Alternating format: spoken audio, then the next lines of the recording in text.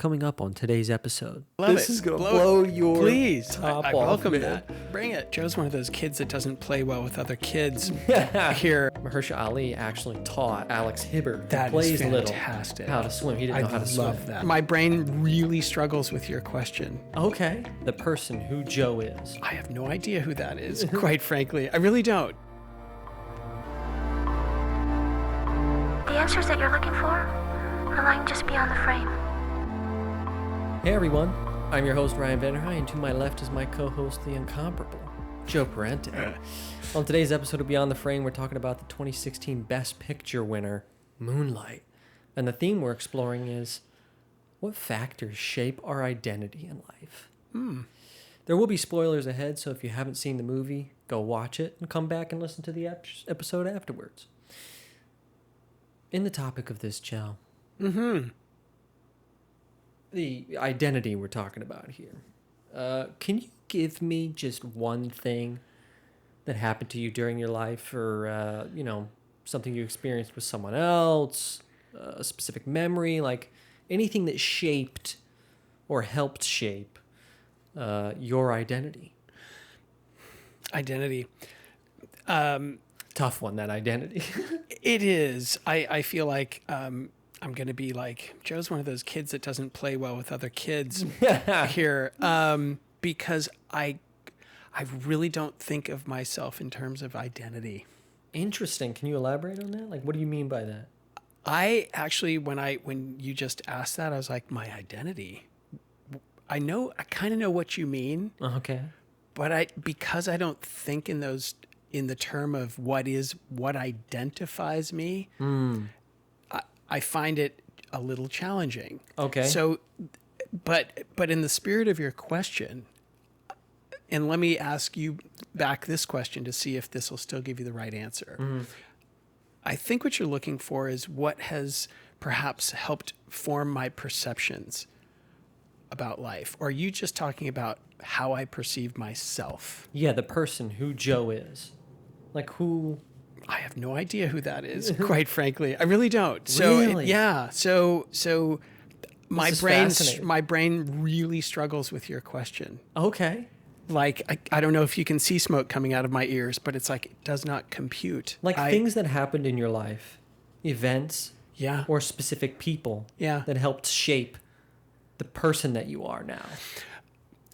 Yeah. I will answer this question. I guess I think of that in terms of they've helped shape my perception, how I go about things. But I don't think of that in terms of it helps shape my identity. Interesting. I can't even think that way. Do you want me to give my... No, but well, yes, I do, because of course I want to hear yours. Sure. But I'll tell you something that has. I have so many. Me too. I mean, I struggled to... It's a great question. Yeah, it is. Yeah. But I just you're learning something about me. I don't think in terms of something defining my identity. Okay. I don't. Fascinating. Boy, I took a lot of airtime to say that, I think, didn't I? I'm sure probably there's a lot of people who are listening and going, oh, that's very interesting. Well, it's also, to me, have you ever been asked that question before? Like, have you ever been asked that question of what has helped define your identity? Not identity specifically, not the word, if we're talking about just vocabulary wise, not the word identity. It hasn't been phrased like that, but I have had people ask me, like, what has shaped you as a person? Like, how are you here now? Like, what was it that sort of helped mold you as Ryan? Okay. I've had people ask me something like that before. Okay, and to give you an answer, I will say my mom, Okay. and how she lived, but also, quite frankly, how she passed away. Because to me, she did it so well. Right, I think we've talked about this before on an episode about how that really... Yeah, it had a huge impact. I don't want to use the same example over and over for certain things, but I think it's just because my mom had true joie de vivre. My mom really loved her life, and so that really helped shape how I look at my day-to-day world. And I also, this is another thing that shapes mine. I do, and you and I have talked about this, I believe, off the episode, off screen. I look at how people pass away. I've seen a lot of people recently pass away. How you go through the door. And how they go through that door.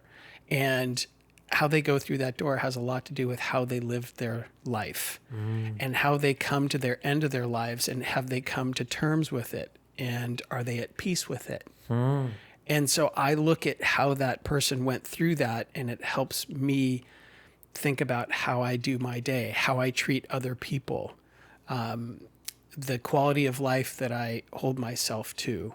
Yeah, it offers perspective. Yeah. Is that kind of an answer? Yeah, absolutely it is. That's exactly what I was looking for. Okay. So we still got to the same conclusion. Right on. You took a different route. I did take a circuitous route. Forgive me, all right. everybody. Let me hear yours. I'd like to hear. That's totally hear fine. yours. Yeah, me too. When I was thinking about the answer to this question, it was like so many things, and I was trying to think of something I haven't spoken about before. Talk about my dad, talk about my mom, talk about, Yeah. And then I wanted to talk about what made me into an artist. Okay, please. I think that to me is very interesting. And there's specific things that have taken place in my life that have produced the person that you see sitting here. Okay. That have helped, again, I use the words shape and mold who I am now. This was kind of therapeutic, almost, this question. Okay. When I was thinking about my answer, because Nice. it's like it made me take a deeper look at my life and things that have happened to me, and examining them in a way that allowed me to understand myself a little bit better, which I thought was really, really exciting. So isn't that why we do the show? It is. It is absolutely. That's exactly what we're doing here. So I want to talk about how art played a massive role in shaping who I am, more specifically film and music. So let's start with music. I have a very fond memory, many memories, of being a child and being around my family, huddled around the family computer and listening to music. Okay. And we would play a game where we would try and guess the artist or the song or the album first. I mean, me, my sister, my dad, and my mom, we would just be all there, just around the computer. My dad's the one, working the DJing, if you will. Okay. And then he would just play something, and I'd be like, oh, man, I know. Like, it was just a fun, we're laughing, we're having a good time. Cool.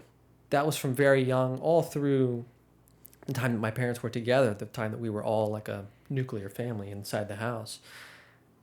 And I feel like that had such a profound impact on my view of music, my reception of music, how music affects me, because I associate it with very positive memories. Yeah, for sure. So you can imagine how that might, imprint on me, we'll say. That's a good word to put it.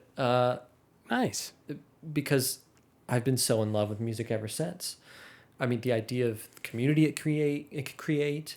When I'm writing films, I'm sometimes thinking from a musical perspective. I can hear the score behind the scene I'm writing. So wow, I like that. That's all helped me, and then that'll bring us to movies. Again, I have very fond memories as a child of watching movies with my family, all of us together, huddled around the couch, watching these movies for the first time. Mm-hmm. My dad was in the military. He was gone a lot. And when he came back, we'd have these music sessions. We'd have these movie nights. So that's the time when we were all together. Boy, you've got great associations with those things. Yeah, exactly. Yeah. Fantastic. Even when my parents got divorced, watching movies became something that I bonded with my parents over. When I went to go visit my dad, we went to the theater. Every time I went to visit him, we were going to the theater to see something. Nice. When I'm home with my mom, we're sitting by the TV watching a movie together. Yeah. It was something that brought me closer to my parents after the divorce. And so movies have, in a way, always been a safe place, a comfort, a meaningful medium for me. It's no wonder I grew up wanting to be a part of it, wanting to make no wonder. Yeah. So I like it. Not necessarily a specific person, but specific memories that I have that sort of shaped my identity, if we want to call it that. I like it. Yeah. I like it. Yeah, I want to do something different there.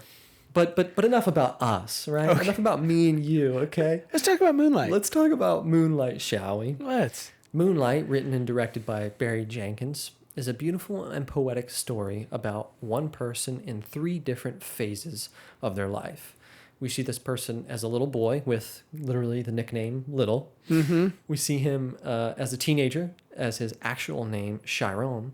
And we see him as a full-grown man with the nickname Black. It gives us an intimate peek into the people and things in his life that shaped him into the person that he becomes. So let's talk about a couple of scenes that express that theme, shall we? We shall. Let's get to know Chiron. Yeah. So the first scene I want to talk about, the first character I want to talk about that impacted Chiron significantly is Juan. That's played by Mahershala Ali. So Juan is Little's mother's drug dealer. Right. Although, we don't know that. We did not at know this that. point. And frankly, neither does Juan. He does not know he's dealing drugs to her at this point either. But this scene is by the beach.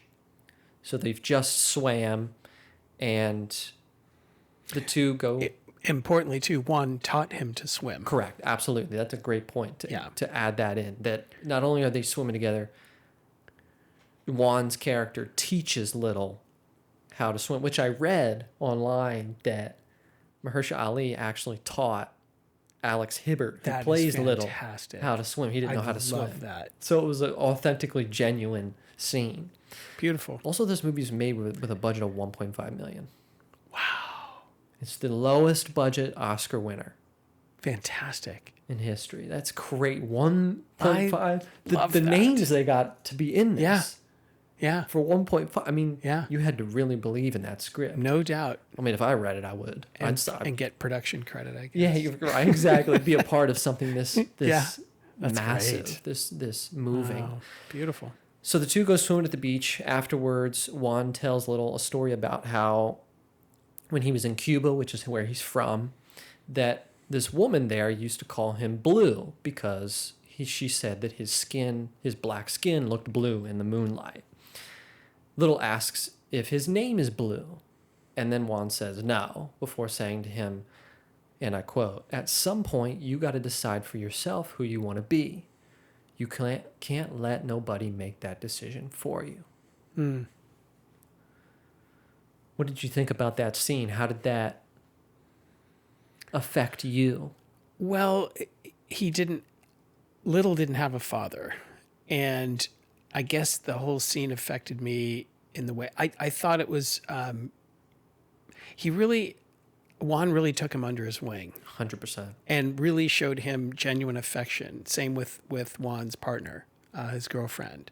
So I think the scene just kind of encapsulated all of what I was feeling like. Although this guy's a drug dealer, he was incredibly kind and thoughtful and deliberate with Little. So to me, that was just kind of the culmination. And I think he was just trying to be as fatherly as possible, telling him, you create your own identity. Don't let anyone do it for you. Yeah. I think he was doing his best to pass on what he's learned in his life. I thought it was beautiful. I thought it was genuine. Yeah, absolutely. And this is something's coming to me right now as you're talking about this. I think there's layers to the characters in this film, specifically Juan and Chiron. I think Juan might have been, we don't know, but I think Juan might have been picked on and the little guy when he was young. Oh, I believe that. Because that would make sense in terms of the writing of the story and what we know about Chiron and who he turns out to be. Yes. It would make sense that he takes after him. Because, he goes and He's in the street. The kids are chasing after Little at this point in time. And he goes after and looks at and finds him huddled in the abandoned apartments. Yes. Yeah. And that's when he takes him in his wing. Come on, I'm going to go get something to eat. Come with me. Yeah. You hungry? Why would you do that unless you saw a bit of yourself? Like, agreed. It's a really good observation. I got to look after this kid because I was there. I've been there. That's a really good point. And maybe he was thinking, if someone had been there to give me this advice. Exactly. Yeah. It might have done. I like that. Done some difference. So, in this scene, to me, Juan became a role model. Big time. He sure did. As you mentioned, Little has no father figure in his life. And so by giving him advice, taking him places, teaching him how to swim, feeding him, letting him stay over at his place, he kind of assumes this role for this boy without really knowing it. Yeah, he sure I don't did. think he embarked on that journey with that intention. It's just sort of something that he fell into. Agreed. I also think at this point in the movie, Juan didn't know that Little's mother was a customer. Correct. Exactly. So I think once it started to dawn on him that once he put those connections together, I think he understood even more so how bad his situation was. Absolutely. Was. Yeah. And let's talk about that. Please. Let's talk about good transition by accident. Between Little and Juan at his dining room table. Okay. With Juan's girlfriend, Teresa, played by Janelle Monáe. She was great. Yeah. Little asks Juan what an F word is. This is the term used to, it's a slur for gay people. And he tells him it's a term used to make gay people feel bad. I like the way he put that. It's a term used to make gay people feel bad. Yeah. I thought, wow. Poignant. It wasn't anything what I expected him to reply. No, Not and at all. I was so impressed by that response. Yes. I was like, Juan is a very intellectual person.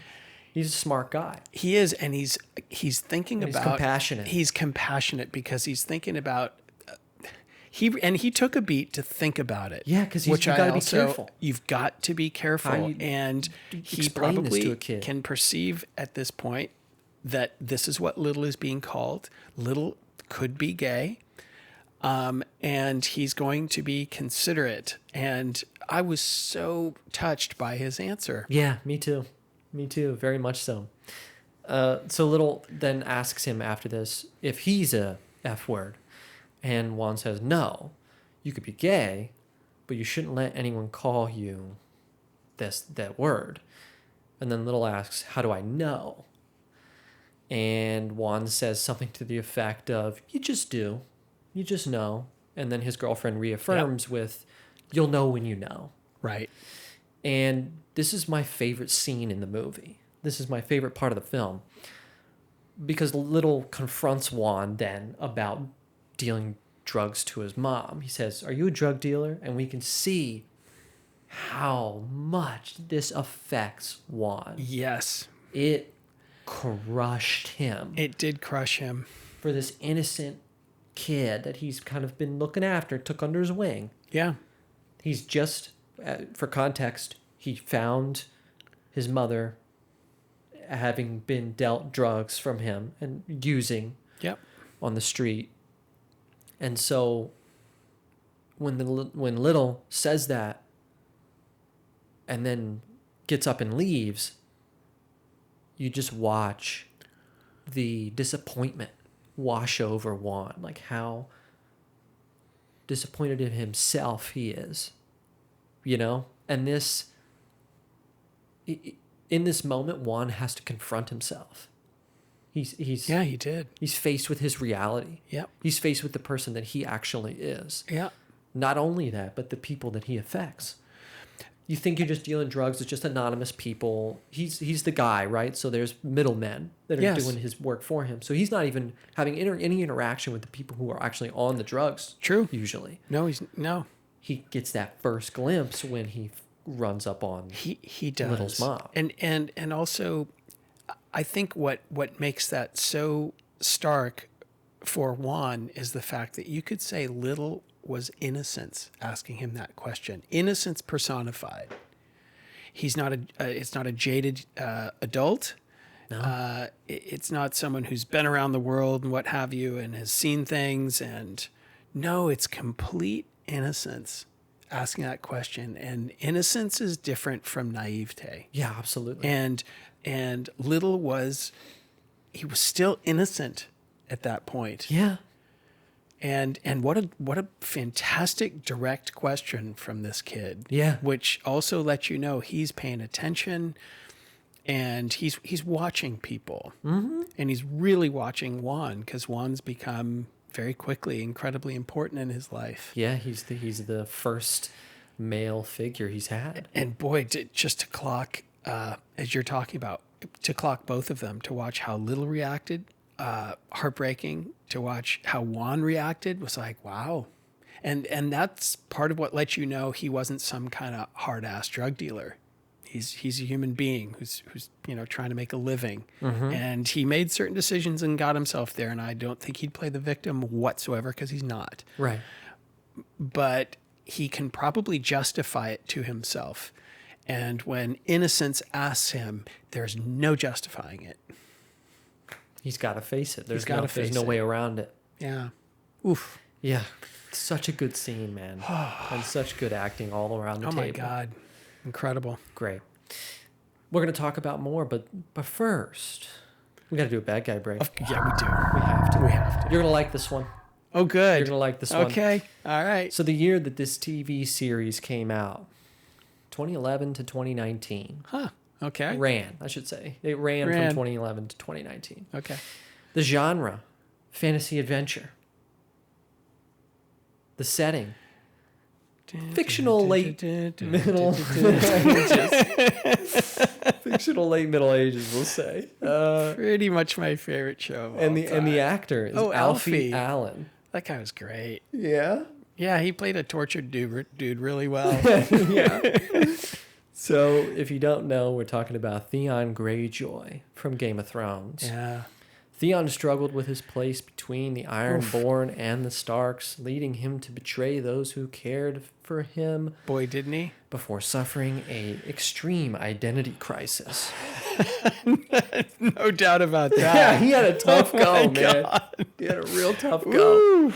But we can see the role that he's confused, right? Yeah. Because he's a part of the Stark family, technically. And yet he feels like a bastard the whole time. And yet he feels like a bastard, and he's got that iron blood, and he wants to kind of go back to his roots, but also I've got this. Yep. And you can see how that could just tear which somebody world do apart. I belong in? Exactly. And then he's given he's not given a third option. He's forced into a third option, Yeah. which does not go well. No. It doesn't end well for Mr. Greyjoy. We'll tell you that. That's a great bad guy. Well done. That's good. I figured you'd like that one. I do. Yeah. I do. So let's get back to Moonlight, shall we? Let's do that. So let's talk about teenage Chiron. He's going by Chiron at this time, played by Ashton Sanders, and his childhood friend Kevin, played by Jarrell Jerome, who I really like. Everyone. I mean, everybody was fantastic. Everyone. Yeah. It goes without saying. Yeah. The two of them have an intimate moment together by the beach. And the next day, Kevin beats Chiron up because Terrell, the bully, pressured him into it. This kid was a force to be reckoned with, man. He sure was. After the fight, Chiron is nursing his wounds and talking to what I think is the principal or a counselor. I think she was the counselor, Yeah. and I wanted to punch her. Yeah. But anyway, keep going. Yeah, what she was saying, it was like, you don't tell a kid that after he's been, So he's tending to his wounds. He's justifiably upset, telling her that you don't know. He just keeps repeating himself, you don't know. And she didn't. Because she doesn't. Yeah. She's clearly very clueless as to not only she has a misperception of what somebody might be going through. Like she's seeing it through her lens and not theirs. Exactly. And yeah, there was no compassion, Yeah. understanding, No kindness, empathy. nothing. And if she was a counselor, even if she was a principal or a counselor, Fire her. she should not work with people. No, not even kids. You got to get her away from people. She's got to be doing data entry somewhere. Yes. No personal interaction with anyone. No. But he's going through it, right? Because obviously having this intimate moment with someone and the next day they're beating you up. I mean, that's got to be beyond jarring. And where you're going, I think I know where you're going. I want to see where you get because, I have things to say about that. Out of nowhere, during this scene, we see something change. And he acted on it too. In Chiron, yes. So the next time he's at school, I don't know if it was the next day or whatever. We had the impression it was. Yeah. He walks right into class, picks up a chair, and slams it against the bully Tyrell's back. Chiron has to literally be held back by like 4 or 5 people. I mean, he is belligerent.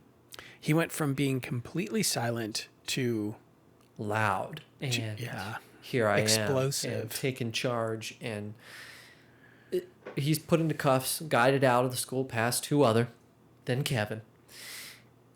And Kevin doesn't recognize him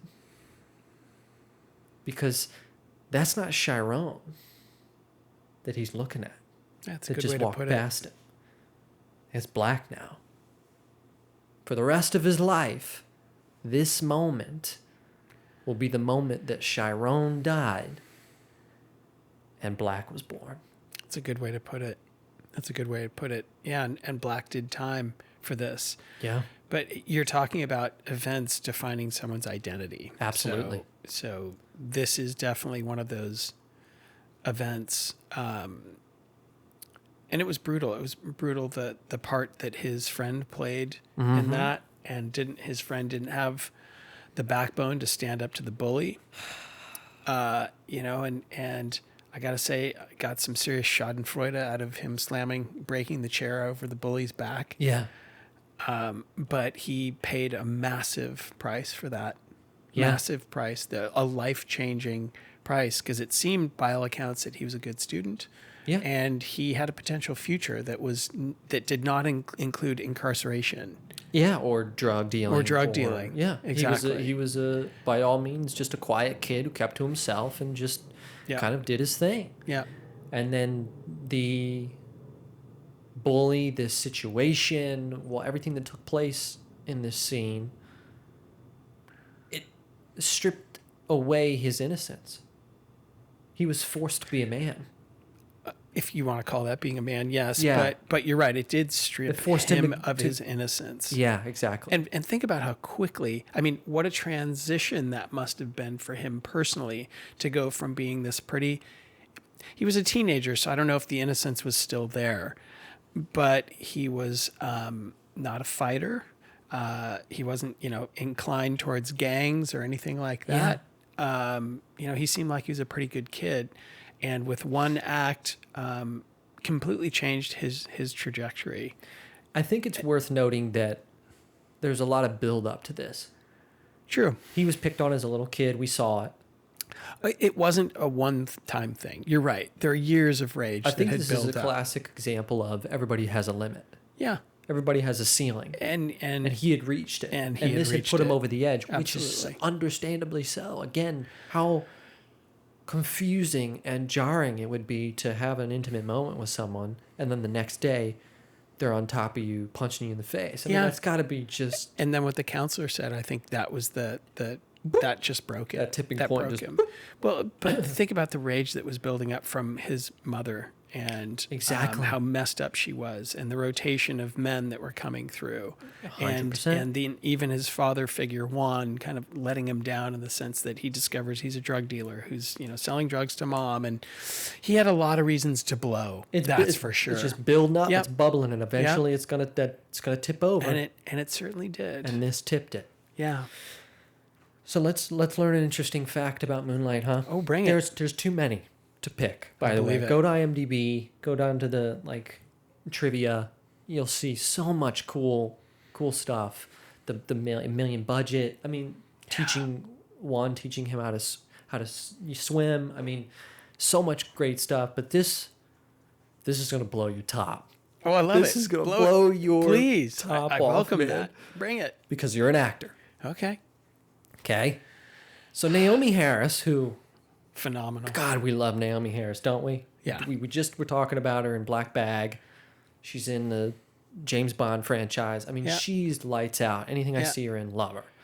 She plays Chiron's mother in the And her film. American accent, her southern, fantastic. Spot on. Spot on. Well, and you're going to appreciate it even more. So she had to shoot her entire role in 3 days. Yeah. 3 days. Her scenes spanned 15 years in the character's life as an addict and then someone who became clean. And those are rugged, tough years. And they're tough scenes. And they're tough scenes. Emotional. Yep. Just deep. There's a lot of layers. Yes. There's a lot packed into them. Yes. And they were filmed out of sequence. Right. So, Amazing.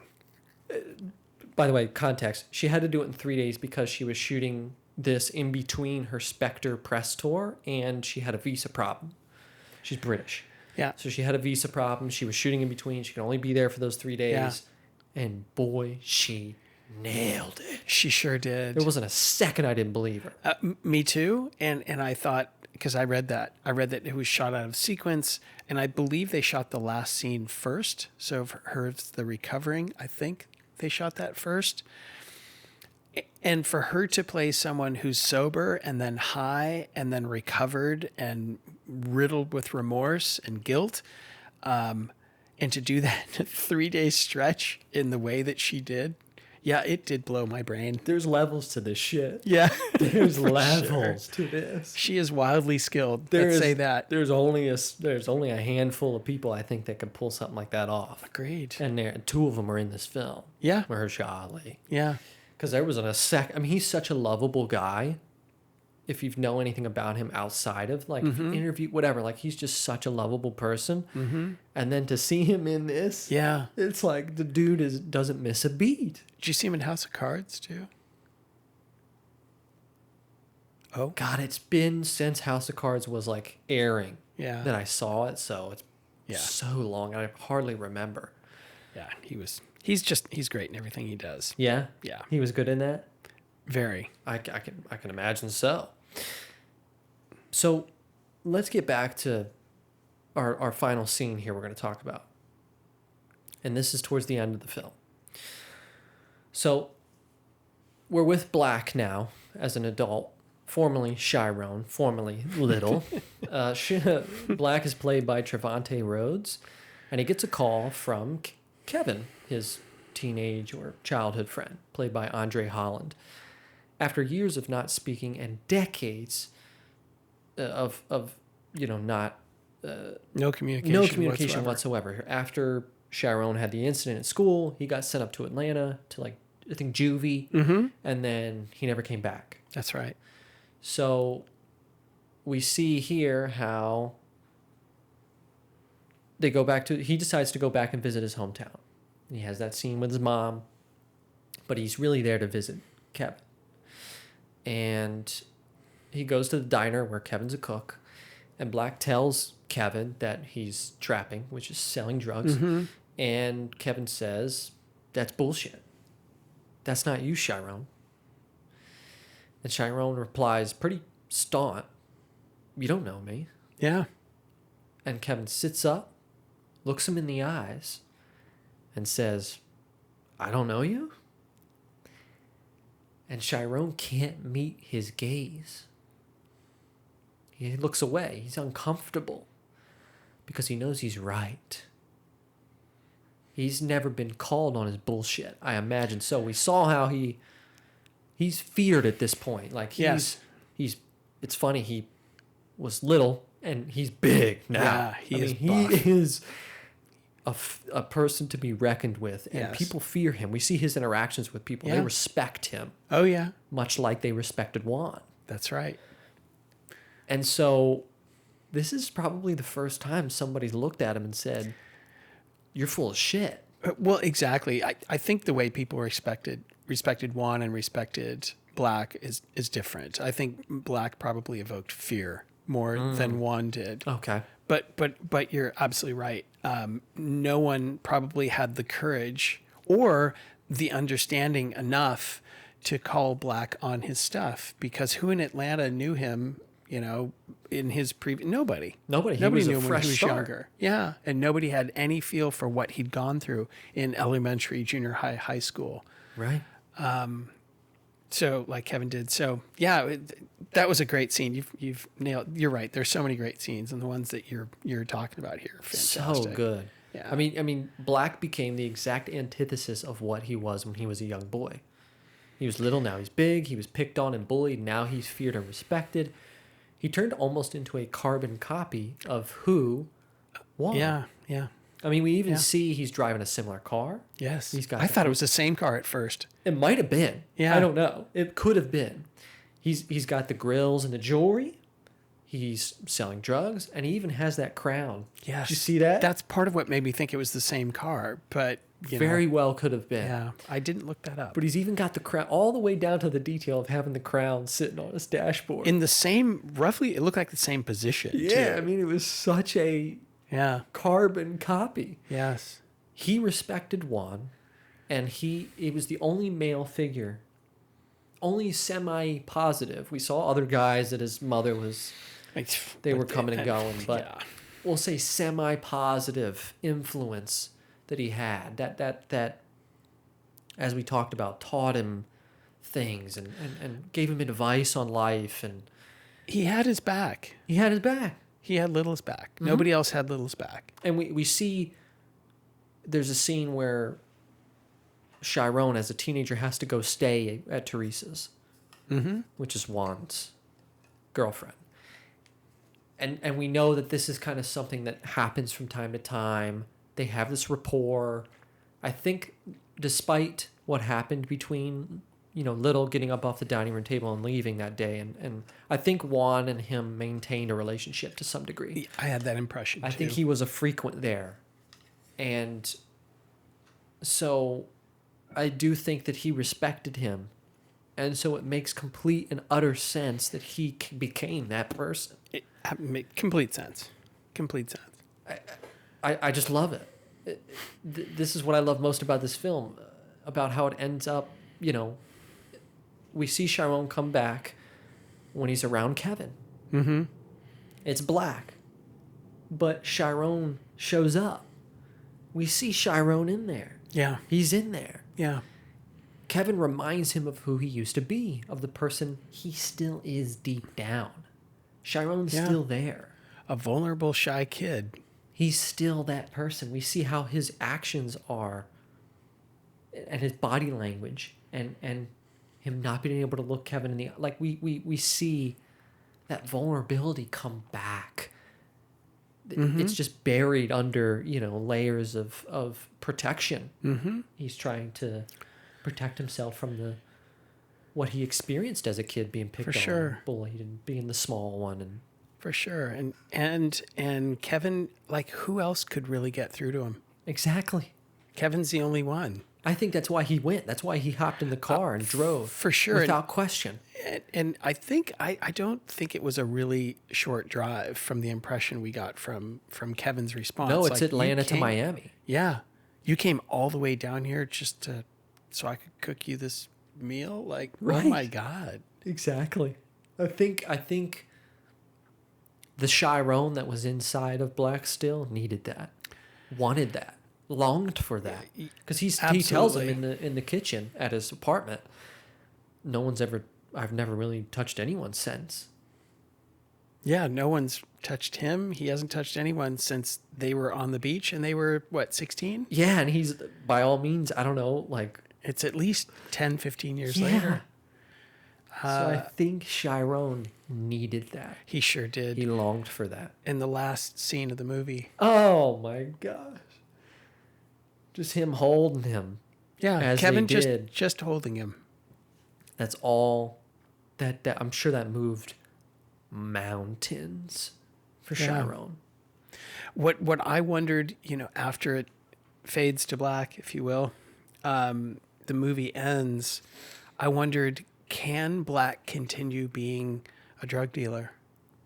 It's a great question. Can he continue with that life? That's a great question. After finally like opening himself up, making himself vulnerable, letting Kevin just hold on to him. Can he go back? Can he go back to that life? Would he be the same kind of, if he does go back, would he still be feared? Would he still have that rage inside? And is that what drove him? I think this is one of those moments in life that is just like the chair. That is just like breaking the chair on the kid's back. I think this is a paradigm shift in the identity of Chiron. I don't think he can. I think that this, once you go there, like this has forever changed him, same way that the chair did. And I think that he'll, at least you hope. You do. You hope as an audience member that you do. Chiron would come back. And exactly. And that's what I really appreciated this ending because of just the subtlety and the beauty of just Kevin holding him. Yeah. Like cradling his head and holding him. And it did give you hope, like maybe this will change something in him. Maybe this will just a small vector to make a big difference in time. And that is not sentimental. It's not, it wasn't corny or anything. It felt very realistic. Very genuine, very justified. Yeah. Absolutely. And then it just ends on the shot of him as little in the ocean. Beautiful. Oh, that was great. Beautiful, man. Beautiful. Yeah. I could gush over this movie time and time again. So if you want to see movies that explore the theme, and TV shows that explore the theme of what shapes our identity, here's 5 you can watch right now. So for a movie about the subtle moments in life that shape us, check out the 2014 film Boyhood, now streaming on AMC+. Genius. For a dreamlike thriller about trauma and how it affects us, check out the 2018 limited series Maniac, now streaming on Netflix. For a film about the search for belonging, check out the 2012 film The Master. Oh, yeah. Now streaming Philip on Seymour Peacock. Hoffman. Yes, great. For an immersive look into how our own perception of ourselves shapes who we are, check out the 2015 TV show Mr. Robot, now available on Amazon. And finally, for a film about stepping outside of your comfort zone to discover who you really are, check out the 2013 film The Secret Life of Walter Mitty, now available on Amazon. Good one. So what did we learn from watching Moonlight, Joe? That being a kid is tough. Growing up is tough. Hell, life in general can be tough sometimes, especially for someone like Chiron, given his circumstances. These circumstances, these tough times, they shape who we become in life, either for good or bad. But at the end of the day, deep down, the child in us is still there. Every version of us from our life is somewhere within us at all times. And sometimes one of those versions is exactly who we're missing. Good way to put it. So thank you so much for joining us today. And remember, as always, you're the main character in your own life. So don't be afraid to take a step back every once in a while. Take a look at the bigger picture. Because sometimes the answers that you've been looking for, they're lying just beyond the frame. We'll see you next time. Peace. Peace.